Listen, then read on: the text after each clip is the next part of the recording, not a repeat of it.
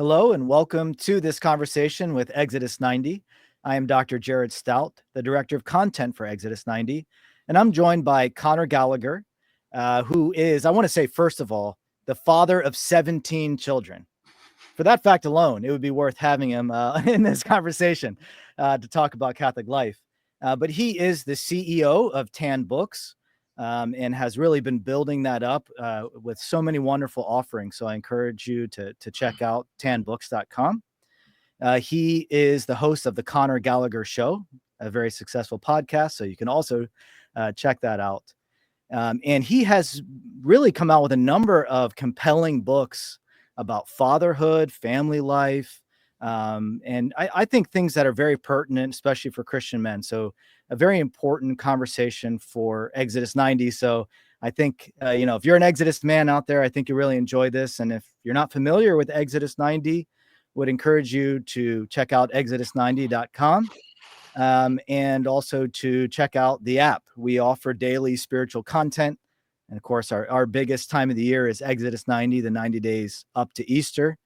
You can take cold showers and pray a holy hour, what we're known for, but great time of coming to freedom and Jesus Christ. So Connor has two recent books that have just come out, Raising Blue Collar Kids. And so I think that's definitely an important topic right now. Everybody's wondering, college, trade school, how do I especially raise boys? That's always been a challenge, but there's some particular challenges now. But he's also written a novel, A Stranger Among Us, which, we'll get into some of the details, but, it's a novel that engages a murder, but it's very meticulously researched, set around the area where we both live, Western North Carolina. So Connor, thanks so much for joining us. It's great to be with you, Jared. Oh man, it's good to see you. And it was nice chatting before we got started. So you're a gentleman and a scholar. It's an honor to be with you. Well, thanks so much. So we're going to start talking about raising blue collar kids. Yeah. And this is really, I don't know if you want to say something about some of the other books that have come out. I mean, this is really part of a series. So I guess my first question is, what are you trying to do with a lot of these books focusing on family life that have come out recently? Well, you're kind of steeped in Thomism, so I'll kind of approach it from that. I've noticed that one of the most important things that Thomas said in regards to families, for families to think about, is grace builds upon nature, okay? Or grace perfects nature. And I think that a lot of highly devotional Catholic families actually forget that sometimes. They kind of think they just pray their way into everything. My dad, who's a good Southern man, he always told me, he said, son, don't be so heavenly minded, you're no earthly good. And he also said, son, God will feed the birds of the air, but he don't put the food in the nest, and we've all heard things like pray like it depends on God, work like it depends on us, or the Benedictine motto, ora et labora, and we're so close to Belmont Abbey and my novels about a Benedictine monastery. All of these things, Jared, have shaped my mind around what I like to consider the natural law of family life. And I think that Catholic families would be well served to think, I'm not saying think less about the devotional life. On the contrary, I mean, I'm the CEO of TAN. Like, we're like the devotional publisher, right? But we need to remember that God expects us to use the natural order to its fullest extent. We have to perfect those natural virtues of temperance and fortitude and so on in order for his grace to flow more like a tsunami. And when we do build the natural formation, then when you say your prayers, they work better. Okay. And so I think that that's a very Thomistic perspective. And I think that our world, see if you can track this, like the world has become so unnatural. And then we try to attack that or like combat that with supernatural grace and living the Catholic life, which is great.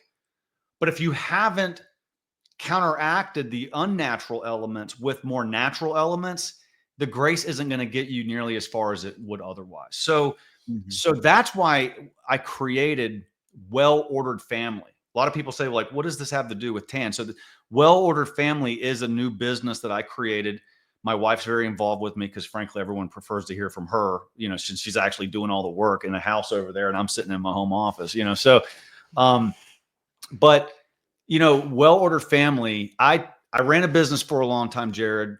I did my master's thesis on natural law way back. So I was attuned to thinking about natural law. And then I start running a business and I start looking for the natural law of business. And I think I find it. Like, I think I know the natural law of running an institution. And I think that running a business is tethered to reality by this very same principles, natural laws that are required to run a church or to run a nonprofit or to run a football team or to run anything or a family. Why? Because all of these institutions, Jared, are a group of individuals coming together to try to accomplish a certain goal, whether it's to win the Super Bowl or whether it's to make $1 million. I mean, whatever it is, your motives can be messed up, but on the natural level, you have to have vision. You have to have alignment with your teammates around that vision. You have to have good systems so you're not acting, just randomly. You have to track metrics. You have to start measuring things with precision. We were just talking about PhD, like to do that work, you got to get real precise. It's going deep. Well, if you want to get great at anything in life, you have to start measuring things with precision, getting real precise with things. That's what separates the men from the boys, is real precise activity and measurement. So that's metrics. You have to start dealing with conflict the right way, because there's always conflict. Even if you got a great marriage, you're going to have conflict. You work with your best friend at work, you're going to have conflict. And you have to learn how to make decisions. There is a art and science to making decisions. So I learned these things running a business. So I said, man, my family's growing like crazy. Like it's like gremlins. They just keep multiplying. And so I got to figure out how to midnight. No. Right. Exactly. Nowadays, I'm always asleep before midnight, but it's like, and my teenagers aren't. That's the problem. That's one of the hard things about your kids getting older is they keep you up later, and the younger kids still wake you up early. It's messed up. Anyway, but I'm convinced that if we start applying business principles to family life, then your prayers, the sacramental life, the devotional life, the liturgical life flourish all the more. And that's why I created Well-Ordered Family. So yeah, long-winded answer to your question. I started writing these little books, which I call short reads, and the Raising Blue Collar Kids in a White Collar World is one of them. So that kind of brings you up to that book. Great. What I was thinking about as you were talking, it's just the need for order. There's a lot of disorder, and then we wonder why. You said, we're not seeing fruit in prayer, we're not growing in virtue. There's a lot of roadblocks that we put up, and I think we can get them out of the way, right, so that we can come closer to God in prayer. That's why a lot of men come to Exodus 90, getting rid of those roadblocks. You got it. Addiction, bad habits. Yeah, they feel untethered to reality. I mean, that's why there's so much depression, anxiety. That's why a lot of kids are they're so inundated with technology and the screen time. They're becoming autistic, in leaps and bounds more than ever before. I mean, sure, there's a lot of causes, everything from food, vaccines, everything, but screen time is related. There's just no doubt. So we're becoming more and more unnatural. Like that's a real problem.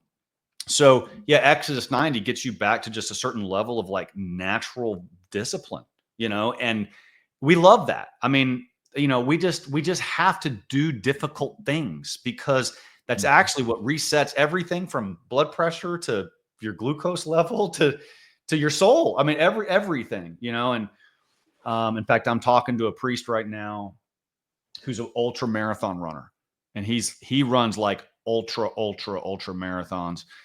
And he says, the apostles did really hard things. The saints did really hard things. And we need to do really hard things. And that is a craving that God puts in our heart for us to just see what we're made of. And if we can, you can do that with running. And if you're able to connect that with the spiritual life, with a life of mortification, with prayer, with charity, with humility, and you will be a saint. And does the name David Goggins mean anything to you, Jared? Okay, so like he's a mega crazy guy, ultra marathoner. He wins all of these, 250-mile races. He does all these weird. He held the world record for pull-ups. He's this crazy Marine. He's got a foul mouth. A lot of your listeners know David Goggins.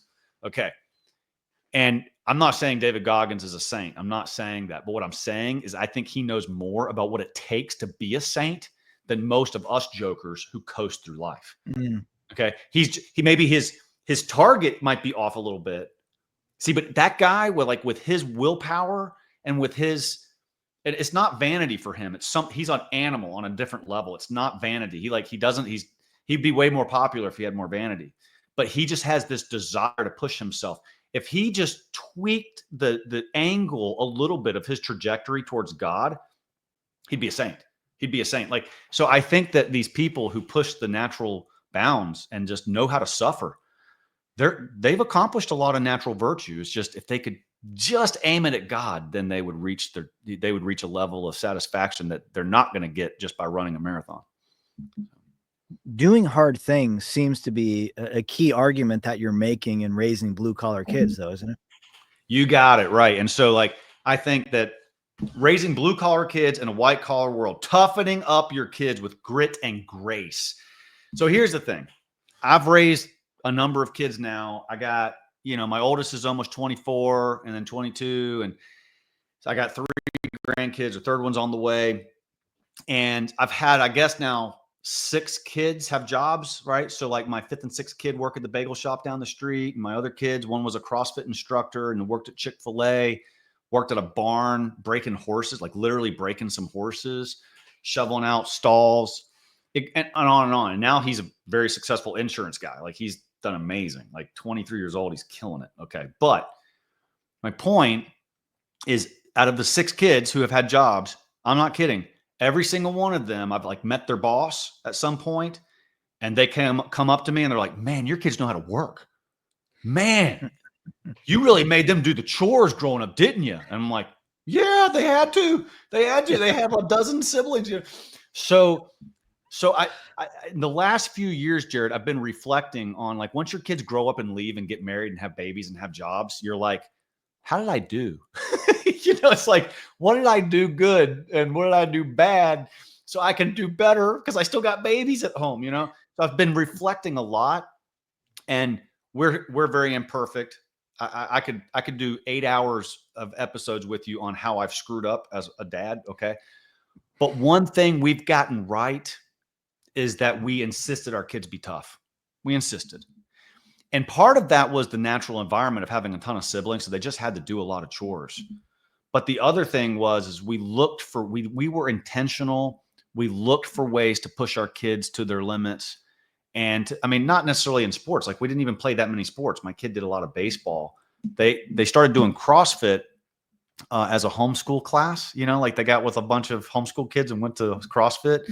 And then my kids got competitive in it. That was good. But even these kids, I want to be clear here for your listeners. The families that get totally absorbed in sports and travel soccer, travel baseball, agility coaches at 8 years old, all this nonsense, right? And I flirted with that years ago before I had gray in my beard. And I saw that doesn't make your kids tough. That makes them spoiled, rotten brats that think the world rotates around them. So that is not the answer. Sports can help develop toughness and grit, no doubt about it. But do not, I repeat, do not turn your life into travel soccer or travel baseball or travel lacrosse thinking, well, I'm making tough kids. No, you're making totally self-absorbed kids, because the pride and the ego that kicks in is out of control when it comes to little league sports. So sports are great, but just like anything, medios stat virtus, virtue stands in the means. You take it too far, it gets extreme, it backfires on you. So how do you develop tough kids? You tell them no. Okay. I don't care that your friends have social media. You can't. Number 2, you really have to crush the social media and the family with younger kids. Just don't let them have it. The best policy is don't have it at all. Okay. If you there's tons of research to back that up. If somebody doesn't, believe you, it's just go out and read John Haidt's book, and there's so many other resources out there right now. It's do not give that to younger kids. I mean, really, even teenagers. It's been very bad for teenagers, but we're just like, here you go. Right. If you want to destroy your 14-year-old daughter, put her on Instagram. I mean, it's just awful. It's just awful. Or you want to destroy your 14-year-old son, let him just scroll through YouTube forever. And that algorithm in 10 minutes will figure out what piques his interest, and in a bad way. So, you have to say no to tech. All right. You have to have, we created a digital policy builder. So like I ask you questions and you figure out what your policy should be. I'm not going to tell you what your policy should be, but I'll help you figure it out. So I have a tool that does that. You have to have chores, regimented chores, inside chores and outside chores. Not everybody lives on a farm, like you and I sort of do. You have I have like a baby farm, but we have chickens. We've had goats in the past, got a lot of grass that's got to be cut, got a substantial garden that has to be weeded. You want to understand scripture, go weed a garden. How many things like are referenced, to that sort of thing. So our kids get dirty every day doing something that matters, connected with nature. They have to take out the trash. They have to do that. Like yesterday, my son, 17-year-old, who's driving my pickup truck, because I don't want to buy another car. And he got home from like an 8-hour shift at the bagel shop. He's exhausted. No, I'm sorry. This was Saturday. And we're recording this Monday, right? So, this was on Saturday, and he worked all day. He gets home and it's like 3:50. And I'm like, son, the dump closes at 4:00. Get your butt outside, load up that truck full of trash, and get the trash to the dump. We don't have trash pickup. We live in the middle of nowhere. We have to take it to the dump. And he's like, oh, I just got off my shift. I'm like, dude, that's your job. Get it done. Get it done. So even that, like, he was tired. He still, I helped him load up the truck. Fine. I'll help you load up the truck, but that's your task. I mean, you're driving my truck. You use it for what we need. There's always, every day, there's something where we have to kind of push our kids. And so I think that's part of how you raise gritty kids. Now, when I say blue collar, I don't mean they have to be a plumber. I don't mean that at all. Right. What I mean is that they have to have that. They have to be in touch with nature. They have to have perseverance. They have to have temperance. How many transgender farmers have you met? You know what I mean? There's something when you're tied to the land in some way. And even if you live in an apartment, can you just take your kids outside a lot, and just, by the way, the average kid plays outside 4 minutes a day. I mean, okay, I'm not kidding. Okay. I got the stat in here that like shows, I got a little graphic in here that shows that, the solitary confinement, ultimate terrorists locked up in the supermax in Colorado get more outside time than our kids do. Right. I mean, so this is nuts. So you have to make sure that your kids are growing up in touch with nature. They might be a rocket scientist. They might be a theology professor like you. They might be a data analyst with like very white collar kind of job. But the question is their soul blue collar? So I'm not saying raise blue collar kids. I'm saying raise kids that have a blue collar soul. No matter whether they're plumbers or doctors, they're going to have the virtue of fortitude, perseverance, patience, toughness, grit, and then they're going to dominate whatever industry they go into because their peers were raised by wimps to be a wimp in a wimpy civilization. That's the edge. That's the edge. Yeah. Awesome. Now, I know that you're really passionate about your novel, So A Stranger Among Us. So here you are, you're running a business, you have a million kids, and it's like you were inspired to write a novel. So why don't you just start there? Like, why did you write this? All right. Thanks. Awesome question. This is my first one. I talked about my novel. So I'm like super stoked because, maybe instead of 12 people reading it, like 14 people will read it. You know what I mean? So you don't write novels these days to sell copies, what I mean? But you do it because you love it. You love it. And it's like, you're a writer if you have to write, like you just have to. That's how you know what I mean? I had two mentors growing up as a kid. I was wondering if there are pictures around here, and that's in my other office, but it's very interesting. One was a priest named Father John Bradley. He was from Scotland. He was Oxford educated. He studied the greats in the original languages in Oxford. And then he worked for Fulton Sheen in New York. That's what brought him to America. He was his editor. And then he made his way down south. But so I got to know this old man. He'd be probably 100 years old now had he kept living. So that kind of gives you an idea how old he was. But he was like a surrogate grandfather to me. He was our family priest and whatnot. He wasn't at a parish, but he was just like our family priest. And brilliant, but he checked every box of completely brilliant. And then on the other hand, I had this other mentor, and his name was Haskell Currents, and his nickname was Hack. And this was this old black man that kind of raised my dad. So like my dad grew up in a very, upscale Southern family. And they had this, like, he was like just the handyman guy that lived down the street, and he'd come over every day, just work for my grandparents. He was hired at 18 years old to carry my great grandfather up and down the steps. And then he kind of just became everything, the gardener, the butler, just special handy guy, everything for my parents. He just did everything for my grandparents, including like raise my dad. Cause my granddad was like checked out, not paying attention. He was running a business, guys in the 1950s didn't really raise their kids much. I mean, it was just like, he was kind of gone. Right. So this old black man named Hack kind of raised my dad. Right. And so he was a surrogate father to my dad. So you got this poor black man raising this rich white kid, in Gastonia, North Carolina. That's really what it was like. And my dad grew up with such a love for this man. And then I got to know him as I was growing up. And I think Hack was illiterate. Like, I don't think he could read. But his wisdom and insight into how the Holy Spirit worked. He might have been Pentecostal. I'm not real sure. I've been thinking about that recently, but may have been Pentecostal. But his understanding of grace and nature and the human condition was just absolutely brilliant. So I tell you that because I had these two mentors, Oxford educated, white guy, illiterate, black guy, who, and what I did is I said, well, what if they were like put in a blender and came out together? Like what if this Hack fella had grown up in a Catholic environment and like learned everything that Father Bradley got access to? How brilliant could this man have been, especially if he had that kind of cultural folksy wisdom that he grew up with in the slums, and his father was a blacksmith. So anyway, so what I did was I said, okay, I have Belmont Abbey, which, I don't call it Belmont Abbey. It's fictional, and you can't, the monks aren't real, the characters aren't real, but it's a Southern Benedictine monastery.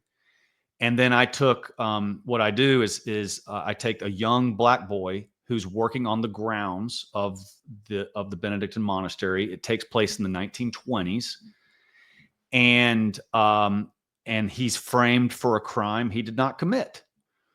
And what people need to remember, like in the 20s and 30s in North Carolina, the Ku Klux Klan was a big deal. It was very vibrant, and it was not socially embarrassing or secret to be a member. That didn't come until the late 30s. That's when it got like a black eye culturally. But before that, there was like no embarrassment about being a member of the Klan. And the Klans hated the blacks, they hated the Jews, and they hated the Catholics. Okay. They hated all kinds of immigration. So anyway, what I did is I said, okay, I have this kind of Hack character, and I call him Hack in light of the real character Hack in my life. But I give him sort of the Father Bradley education from the monks. I said, look, I make it a big monastery, much bigger than the Abbey, 100 monks or something. And it's like the setting of a monastery is the greatest place to write a novel, Jared, because, they all are brilliant. They come from different parts of the world. There's experts in every subject. There's philosophers, musicians, theologians, Shakespeare scholars, historians, and this young boy who does not commit the crime he's accused of, the monks take him in and they hide him. They hide him from the Klan because they need to, because if the Klan gets him, he's done for. So they hide him in the monastery, and then they don't plan on keeping him. And in fact, they send him away, but he comes back. So it's the next 30 years. The story is the next 30 years of his life having a relationship with these monks. So that was, that was kind of the underlying premise of what if this wonderful, brilliant, holy man hack who couldn't read, what if he had grown up and had this incredible Catholic formation and education in a monastery and just had all the world's knowledge at the tip of his fingers? What would he have looked like as a full-grown man? And that's what I wanted to write the story of. That's fascinating. Now, you quoted your dad just earlier in our conversation, and that quote came up at the beginning of the novel. I've only made it through the beginning so far, but I look forward to reading the rest. So how much is just your own family story kind of bound up with this novel, since your family's been rooted in this area for a long time? Well, I definitely have like my own grandparents' characters kind of running through it, but you write what you know about, and then like it totally departs and something crazy happens, and like you just change it. Like the characters like talk to you and kind of, you start thinking you're nuts because you're like, the character will demand that you do something. And you're like, I don't want the character to do that. That's not what this character is based on my grandfather. That's not what my grandfather did. And so I'm trying, like my fingers are trying to type one thing and the character's like, no, you have to do this, and it's like, it's amazing. I don't know. By the way, the best Christmas movie ever, okay, is The Man Who Invented Christmas. And it's about how Charles Dickens wrote The Christmas Carol. Amazing, amazing, amazing movie. I watch it every year because he's trying to write this book, The Christmas Carol, like Scrooge and, Marley and all the characters and all the ghosts of Christmas. And these characters kind of like keep appearing to him in his real life, like talking to him about how to write the book. It's amazing. But I watch him. Did that happen to you? What's that? Did that happen to you then?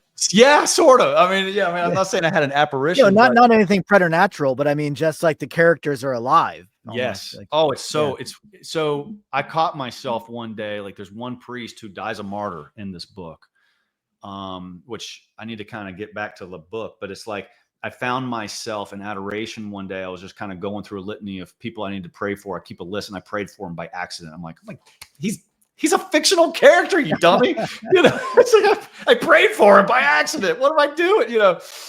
So, but that's how real they become. You you're just thinking about him, and and in my prayer, I'm like, oh, he's in the Philippines deployed, and God, please tell him. No, he's not.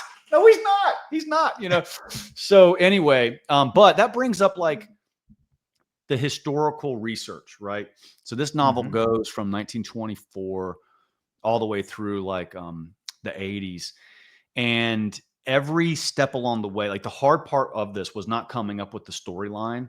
The hard part of this was like researching everything that happened at certain dates. So if my characters in 1924 are going on a hike, for example, and they pull over at a gas station and they see newspapers, I looked up the day of that year, what was on the front page of the papers in this part of the country on that day of the year. Okay. And, and that, how am I trying to say? On that day in history. That's what I'm trying to say. Yeah. So, and what was the weather like? I looked that up, and this happened all through the book. So, but the research would create a whole lot of other interesting things, because you would see, if you're in the 60s, Brown v. Board of Education happened, or, Jackie Robinson, made the major leagues, like all these things that so easily tied into this racial component in the novel.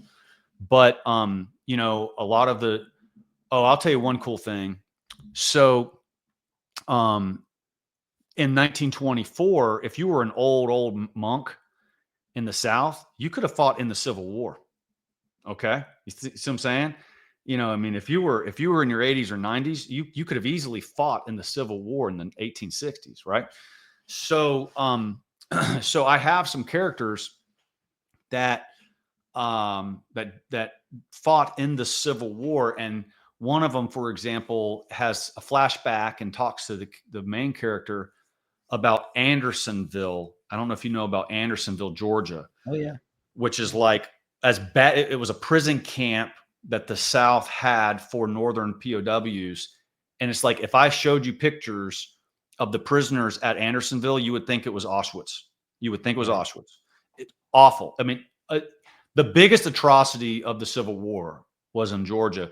And it wasn't even necessarily like on purpose, that they just had absolutely no food to feed these people, but they should have let them go and just walk away. But anyway, so there's a famous priest called Father Patrick Whalen in real life who, heard about this Andersonville camp and was in the South, and he went there, and for months and months he ministered to them, and he became known as the Angel of Andersonville. He basically all day in 100-degree weather go and give last rites to one guy after another, dropping dead in this prison camp, just dead, dead, dead, dead.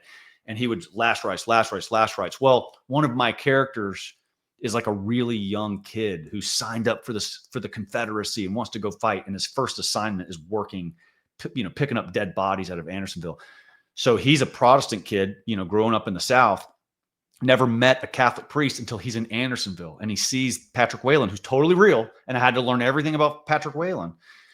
He sees him rattling off this weird language, Latin. And so he befriends him, and then he converts to Catholicism, etc. And he becomes the abbot one day at the monastery. So I have these fictional characters, but every part of it, Civil War, World War I, World War II, all of these things, the Klan's activities, the Klan's conflict with the Knights of Columbus. That's kind of a very interesting thing. Like, they really thought the Knights of Columbus were like the Pope's cavalry. It's just, they were freaked out. There's so many cool things that I would have to research in depth, and then it just come out in the book. And that was the most rewarding thing, was actually the historical research.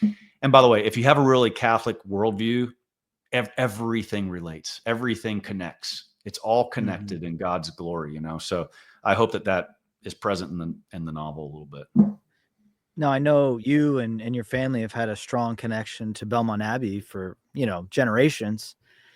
Were there any monks involved in the writing of the story, in the sense that, just talking about the monastic life and, just how you presented that? No, I'm like terrified of them reading it, because I'm afraid they're going to say, we don't and never have had a black kid living in the basement at Belmont Abbey. I'm like, I know. It's a story. It's a fiction, So no, it's kind of like, it's a Belmont Abbey. It's a Benedictine monastery in the South, but the similarities with Belmont Abbey kind of have to come to an end right there. I mean, that's now I've spent so much time there. I've prayed with them so many times. Actually, I mean, even the layout is similar, because of how I've walked around there many times before. The uneven spires. I picked that up right away. So. Yeah, that's the uneven spires. By the way, you know what that represents? Even that, like, I was, one of my characters. This is the great thing about writing a novel. One of my characters who shows up on campus for the first day of college, and he realizes that one bell tower is higher than the other. And he's like, I wonder if they just ran out of bricks. Well, I had the question. So I go to Google, right? Right. And I find out there's a tradition here all throughout Europe. One tower is higher than the other. And it's because they represent Ora and Labora, and Ora is always primary to Labora, always prayer before work. And that's why one is higher than the other. That's a beautiful image, right? And I would never. So I'm with the abbot one day. I'm like, hey, by the way, do you know why one's higher than the other? He's like, I don't know. Did we run out of bricks? It's like, oh yeah.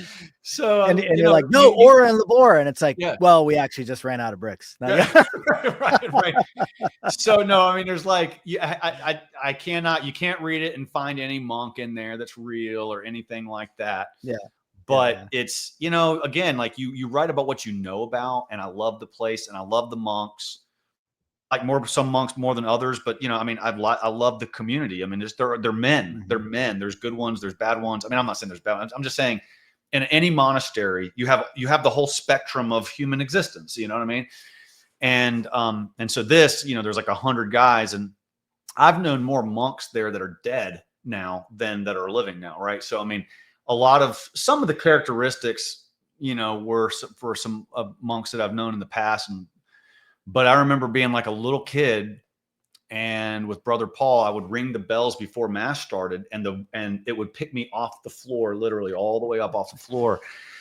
So it's just I hope, I haven't even given this yet to one of the monks there, and I'm kind of sheepish to do it, but I hope that they see it, as a compliment, as like as a testament to, my love and affection for the Benedictine tradition, and of course for Belmont Abbey itself. So, Well, as a final question, why should the average Catholic man, I mean, anyone, but we're focused especially on men with Exodus 90. I mean, why should an Exodus man pick up this book? I think because the title, Stranger Among Us. And I'll kind of like just give you the punchline. For the first couple hundred pages, you're led to think that the stranger is Hack, this young black kid who goes through incredible difficulty and whatnot. But by the end of the book, you learn that the stranger among us is not the young black kid. It's not Hack. It's suffering. That's the stranger among us in this life, in this vale of tears. We have suffering. And when that stranger comes knocking on your door, do you slam the door in its face? Do you welcome it with total resistance and bitterness?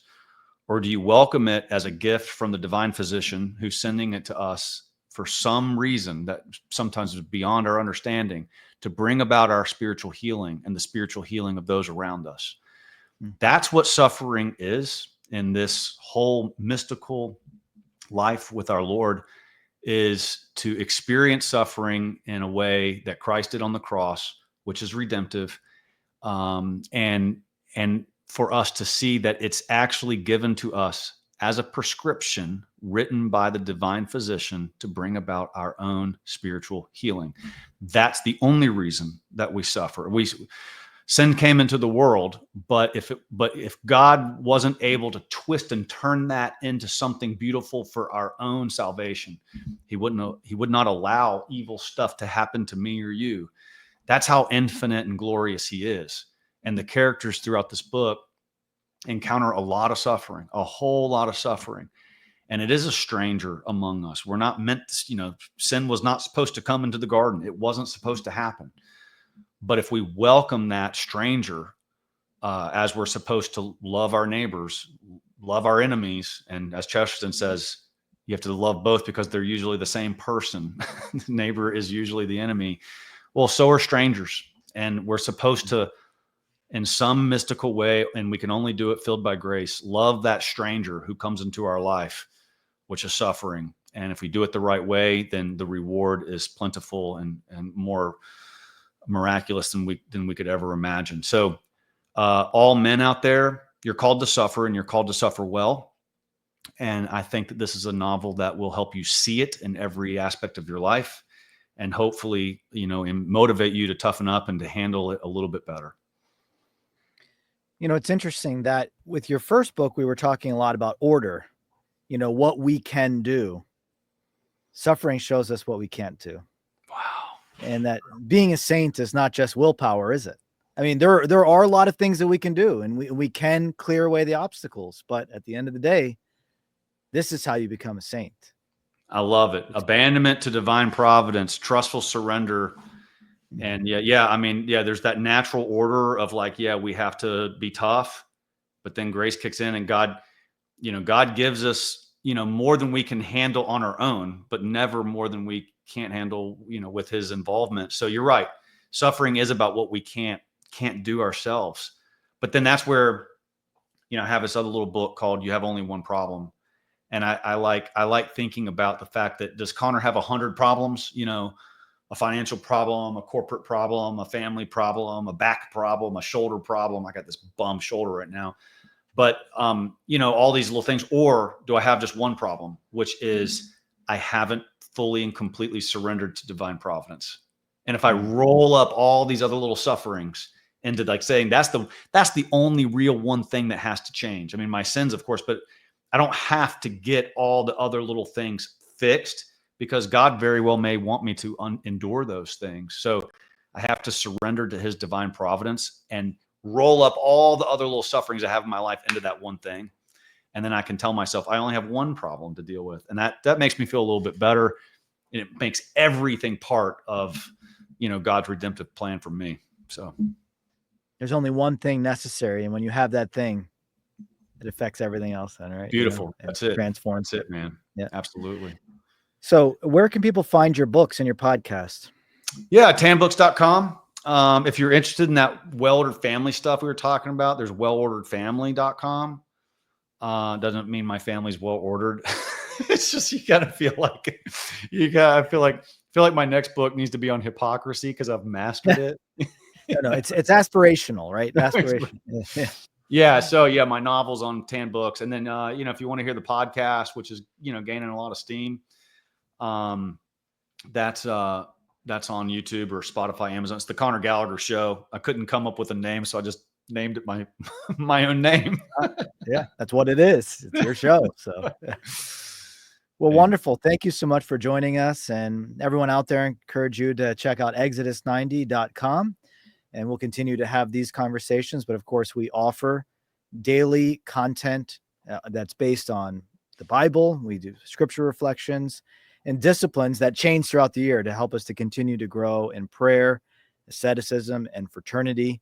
So the secret sauce is these three things together. So may the Lord bless you. Until next time, thank you for joining us. Thank you.